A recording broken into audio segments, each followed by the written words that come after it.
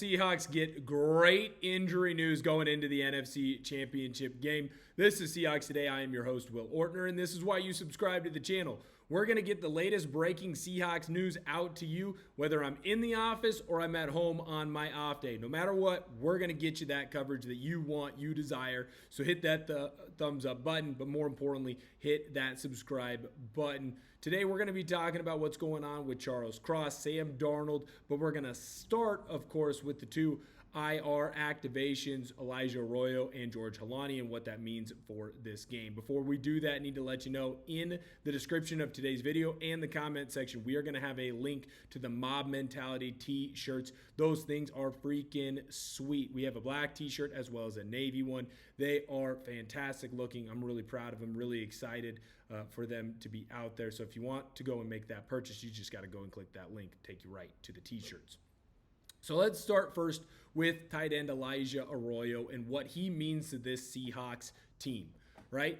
Now, you're going to look at his stat line and say, doesn't have that many catches, doesn't really have that many yards, only one touchdown. How big of a deal can our second tight end be? Because Arroyo's not going to come in and be the number one guy over Barner. Barner has clearly earned everything that he's been given. And Barner is the more complete tight end of the two. But what I will say about Arroyo is Arroyo stretches the defense in a way that Barner just can't. In fact, Arroyo stretches the defense in a way that most tight ends can't. When you look at Arroyo's body of work, he is much more of the new age of tight end, which is a receiver first and a tight end / blocker kind of second. What Arroyo does a great job of is beating teams up the seam of the defense. And with his speed, teams have to kind of play him more pass to run, where they were playing a guy like an Eric Saubert more run to pass. What do I mean by that? Is teams didn't feel like whoever they had guarding Saubert that he could beat them deep, right? So they would react to run and then get back into pass coverage. With Arroyo, you can't do that. So that means that in these situations where you have a man coverage or you have a zone type of situation, but you know that Arroyo has a chance to run into your zone as a defender, they are going to be more prepared for the passing game. That's one, going to open things up for this rushing attack of the Seahawks.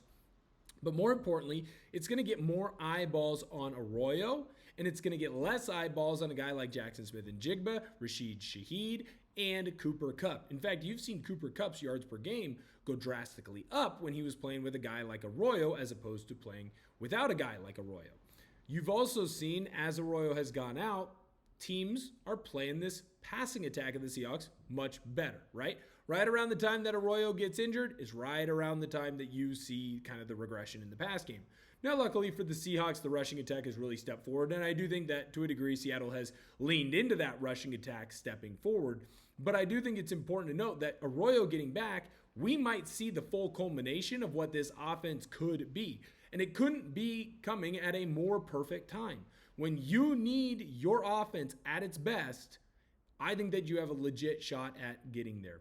The next player that we're going to talk about is George Holani, the running back from Boise State. He is going to be back. He was activated off IR dealing with a hamstring injury. Hasn't played since that Tennessee Titans game. And I do think it's important to note that Holani, in my eyes, is going to be running back two. He should be running back two. He has spent the most time in this system compared to Jones and compared to Akers. But more importantly, with Holani, he's got a little bit more of that power back scheme. Now, I wouldn't say that Holani is a power back, but I also wouldn't necessarily characterize Zach Charbonnet as a power back. I would say, though, that he's going to fit more into that role than necessarily I think some of the others may. The other thing with Holani, he understands this blocking scheme. He's been here all year, so he knows where the holes are going to open up, because when you run a long outside zone type of a scheme, it really is more so on the back to deliver linebackers to the offensive linemen.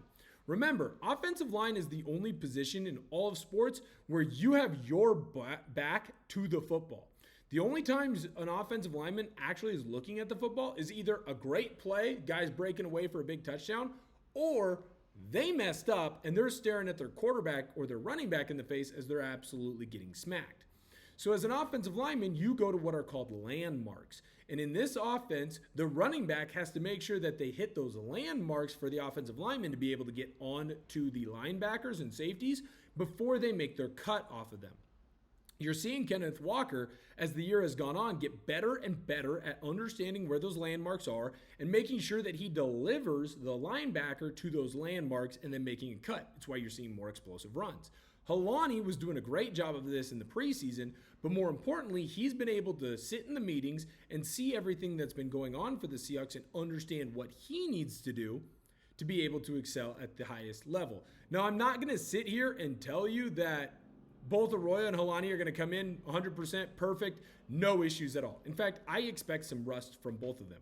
But the fact that they're going to be able to get out there is only going to make more improvements for this Seahawks team. I'm going to talk about Sam Darnold and Charles Cross in just a moment, but before I do, I need to let you know about the proud sponsor of today's video, and that, of course, is our good friends over at Prize Picks. The big game is almost here, and there's no better way to cash in during America's biggest sporting event than Prize Picks, where it always feels good to be right. And since the big game is right around the corner, that also means it's your last chance to get into the football action before next season. So close the season out right with Prize Picks by getting $50 instantly in lineups when you play your first $5.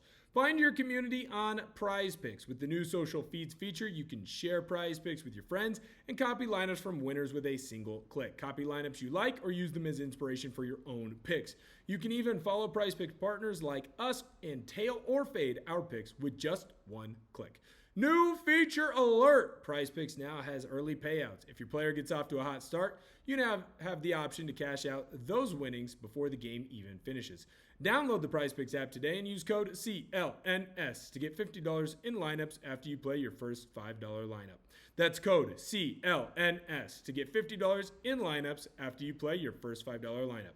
Prize Picks. It's good to be right. And it's good to be a Seahawks fan. Let me know down below in the comment section, are you more confident in this Seahawks squad after the injury report? Yes or no? Sound off in that comment section. Okay, we're going to start with Charles Cross first. The left tackle for the Seahawks has not practiced all week, and I told you that I thought this was going to be the plan, and to not be worried, to be concerned, maybe be, paying attention, extra attention, but not be over the top, worried about where Cross was at. And we finally got the good news that we've been waiting to hear. Cross has no injury designation going into this matchup against the Rams. What does that mean? That means he will play and he should be good to go 100%. McDonald has said throughout the year, certain players do not need to practice during the week to be able to play. Charles Cross is clearly one of those guys. Now, you're going to have to get the best performance out of him, and he needs to stay as healthy as possible, right? Right now, when you're looking at that injury report, Kite and Jones, they obviously still have some question marks that they are working through. So if Cross were to go down, I can't really tell you exactly who would be that number 2 tackle. In fact, I think there's a world where maybe you throw in Christian Haynes at guard and let Gray Zabel bounce out to the outside. So whatever you have to do to make sure that Cross stays as healthy as possible, that's what's going to have to happen. But I'm in a position right now where I look at Charles Cross and I say, dude, burn the boats, man. Do not allow yourself to have this injury come back up and really be a big issue for you. I don't know how many times this Seahawks team is going to have an opportunity at getting to the big game. I don't know how many times players on this team are going to be able to play in an NFC championship game. How many championships did we think the Legion of Boom was going to win? And they only ended up winning one. Remember, they won that super young. The team was all together, and then it just didn't really happen for us after that. So, Cross, whatever you have to do, however you have to be ready to go, make sure that you do it. Dealing with a foot, dealing with a knee, dealing with a hamstring. The guy is the walking wounded, and it's great to see that he's going to be out and playing because he's clearly as tough as they come. And I appreciate the game plan that this Seahawks medical staff, as well as head coach Mike McDonald, had. It's very clear. They were going to make sure that he was ready to go on Sunday, and they did not need to see him playing in the build-up to this game. So, let's make sure that he goes out and plays at the highest level. When Cross is on his P's and Q's, when he's crossing every T, dotting every I, playing up to the highest level of his ability, he can get this Seahawks squad into a position where they win this football game. It's not easy going up against Young. It's not easy going up against Verse on the edges. Got to do everything in his power to be ready to go.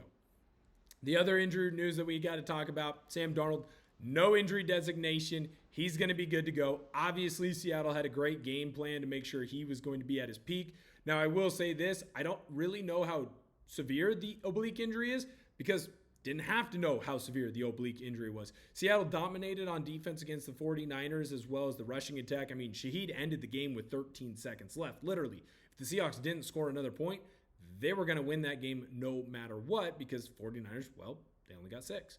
So when you look at what this injury has been for Darnold, it's clear that it is affecting him in some way. I thought that he looked stiff, but he's still able to make a lot of the throws that he wanted, and he's able to move around. I thought that Sam Darnold did a great job of understanding what to do with the football and making sure he didn't turn the football over. He's going to have to make sure that he is on his P's and Q's in this one because a turnover could be deadly for the Seahawks.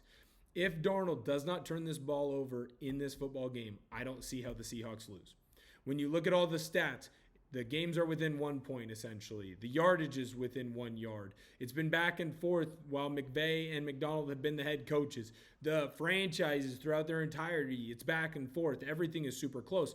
What's the one difference, especially when you look at this year? It's the turnovers.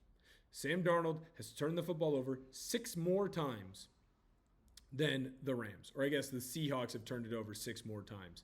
But Darnold himself, he's turned the football over 6 times in interceptions against the Rams this year. 4 in the first, 2 in the second. If Sam Darnold doesn't turn the football over in this game and the Seahawks are basically dead even with the Rams in turnovers or win the turnover margin, Seattle will win this game and it won't be close. I think this game is going to be a close game. I think it's going to be a back and forth game.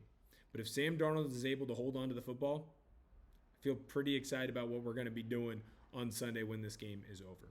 Thank you guys so much for tuning in to today's video. While you're here, make sure you let me know who you got in the comment section. Is it going to be the Seahawks? Is it going to be the Rams? Type SEA if you got the Seahawks. Type LAR if it's the Rams. Thank you guys so much for viewing today's video, and I can't wait to see you guys next time.